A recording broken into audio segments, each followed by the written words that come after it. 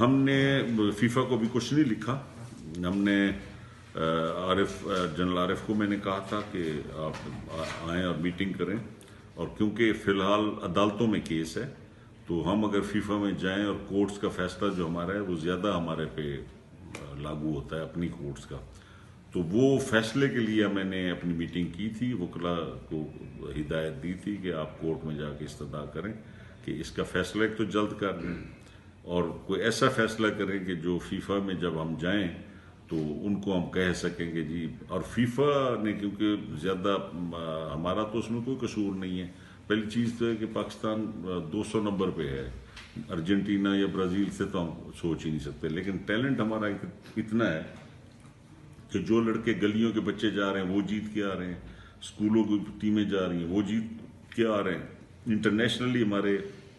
لیاری اور کراچی سے fit bowlers باہر شارجہ، دبئی، قطر کھیل رہے ہیں سارے. تو فٹ بال کا نقصان کو بچانے کے لیے ہم نے ایک پالیسی یہ بنائی ہے کہ ہم اس کے لیے پرائم منسٹر سے اسپیشل فنڈز لے کے اور جو ہماری تنظیمیں ہیں ان کے تھرو فٹ بال